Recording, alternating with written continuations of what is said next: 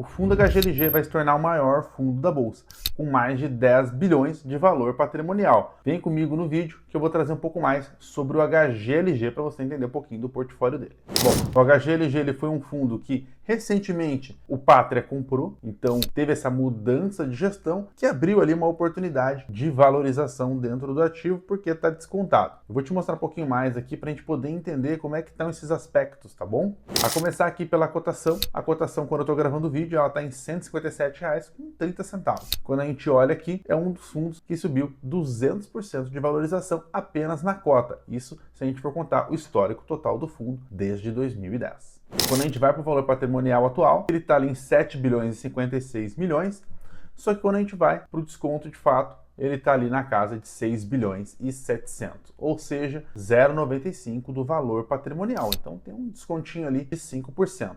Aqui é um ponto bem legal que eu quero trazer para vocês, tá, pessoal? Então, muitas vezes, né, há aquele questionamento se fundo imobiliário de fato agrega bastante para o portfólio. Eu quero trazer esse exemplo do HGLG. Vocês podem ver ali que desde o início do fundo, o CDI subiu 300% ali arredondando, o HGLG 584 contra 596, por exemplo, do S&P 500, a bolsa americana. Só que tem um detalhe que é muito importante a gente trazer, que é o seguinte, né, pessoal? O HGLG, ele teve esse resultado ali de quase 600%, que boa parte disso é isento de imposto por causa dos dividendos. Então, nós tivemos ali 200% de valorização na cota e, além disso tudo, teve também o restante da valorização já de proventos, ou seja, isento de imposto. Isso é muito bom para quem quer um portfólio já com uma rentabilidade muito bacana agregada. Quero passar então aqui a situação atual do HGLG. Depois eu vou fazer um outro vídeo falando dessas incorporações que vão ocorrer. Eu vou deixar entrar no portfólio primeiro para não trazer premissas ou alguma coisa que possa estar um número errado e depois fica ruim ali, até mesmo para você cotista, na hora de precificar o ativo. Então, falando do portfólio atual, vocês podem ver que tem 37 imóveis dentro do portfólio, um número total de 178 locatários. Então, uma diversificação muito grande, isso ajuda muito ali para o portfólio, além de mais de 2 milhões de metros quadrados de área bruta locada. É bastante coisa, então isso agrega bastante ali, principalmente do ponto de vista de diversificação e também na questão de você ter um portfólio mais seguro. Como que vai funcionar essa incorporação, tá, pessoal? Ali vai ser um total de 4 fundos, tá? Esses fundos que vão ser incorporados ao HGLG é o LVBI, o FI Guarulhos, o FI Aracaju e também o PAT L11. Então, todos esses fundos vão ser incorporados. Vai ter ali cerca de 10 bilhões de reais dentro de um único fundo e mais de 54 imóveis. Então, isso é bem legal, que vai ser o maior fundo da bolsa e, ao mesmo tempo, de um ativo real. Hoje, o KNCR é o maior fundo da bolsa, com quase 8 bilhões, mas é fundo de papel. Então, é legal a gente ter um fundo de ativo real que passe ali 10 bilhões. Quando a gente entra aqui no portfólio do fundo, vocês vão entender que 62, quase 63% está localizado no estado de São Paulo, 17% no estado de Minas Gerais. Então, esses são os estados mais relevantes ali dentro do fundo. Além também de ter no estado de Goiás, Santa Catarina, Pernambuco e também nos estados de Rio de Janeiro e Espírito Santo. A gente pode ver aqui também que hoje quase 50% do fundo está dividido em 10 ativos do portfólio, e os outros 50% estão divididos em outros 27 imóveis. Então é bastante coisa, né, pessoal? Isso é bem legal de ver, essa diversificação. Isso ajuda muito ali para o fundo ter várias fontes de receita espalhado por vários estados e também com uma qualidade muito bacana.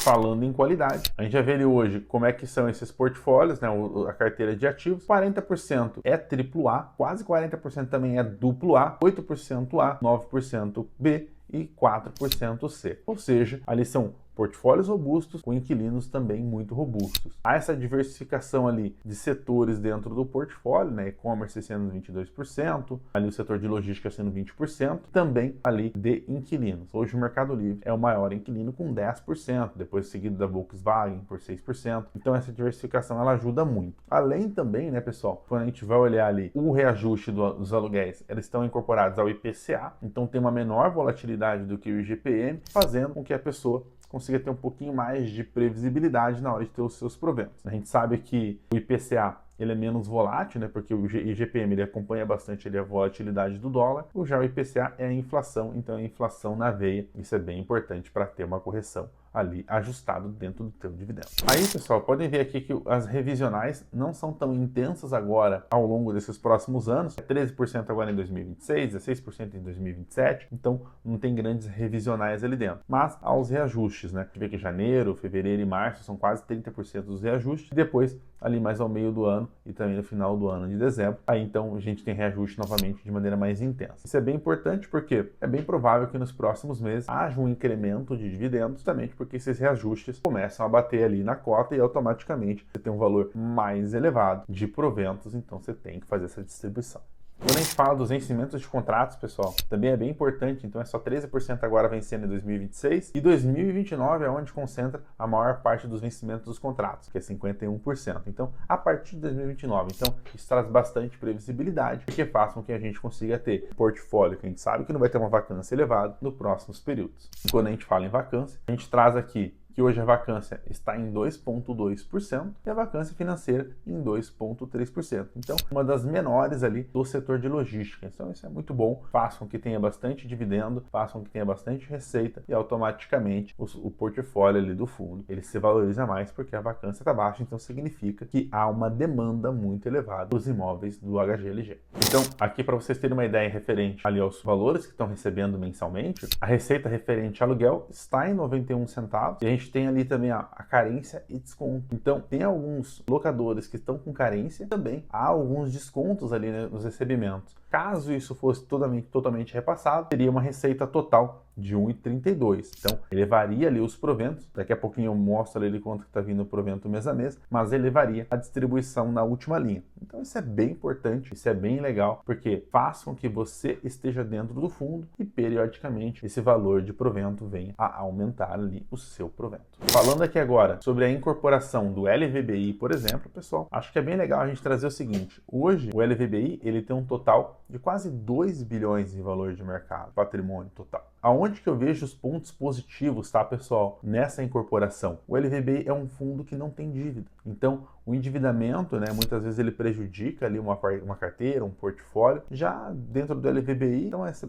dívida zerada, isso é muito bom. Por quê? O fato está incorporando os imóveis. A ideia geral é aumentar o portfólio, aumentar a diversificação, ter melhores proventos, ao mesmo tempo trazer mais segurança para o cotista. Então, o fato de não ter endividamento é muito positivo. Eu gosto muito disso. E eu posso repetir isso aqui para o PAT L11. Também é um fundo que não tem endividamento. Hoje ele tem um patrimônio total de 445 milhões. Então, somente nesses dois aqui, eu estou falando de quase 2 bilhões e meio. Fora o FI Guarulhos e também o FI Aracaju. Já o próprio HGLG, né, pessoal? Ele tem ali um valor total dos imóveis de 7 bilhões e 700. Tem ali alguns valores em caixa, né, que está em outros fundos imobiliários. Ele tem um total de dívida de 1 bilhão. Então, logo, o valor ali vai para 7 bilhões, o valor total do fundo, descontando a dívida. Eu sempre gosto, né, de avaliar os valores dos imóveis pelo metro quadrado. Então ali está super saudável, não é algo que está sobrevalorizado, para mim está bem ajustado, então tá legal ali essa questão do valor patrimonial. Além disso, né, a gente sabe que esses endividamentos eles ocorrem justamente para que o fundo consiga crescer, para que o fundo consiga ter mais ativos dentro do portfólio e diversificar a receita. Se você, dentro do teu portfólio, não consegue ter essa análise mais aprofundada, falando de descorrelação, falando de diversificação, enxergar o provento, não somente naquele valor que cai no mês a mês, mas também esse crescimento patrimonial ao longo do tempo, eu vou deixar o material aqui embaixo para que você me chame. Eu quero fazer uma análise ali do teu portfólio, mas principalmente, né, te ajudar nesse processo de alocação. Preencha ali o documento ali embaixo, eu tenho total certeza que vai ser muito bacana eu entender um pouquinho mais do teu portfólio, da geração de renda que você precisa para a tua vida pessoal e ao mesmo tempo ficar tranquilo e poder aproveitar esse momento de curtir os dividendos.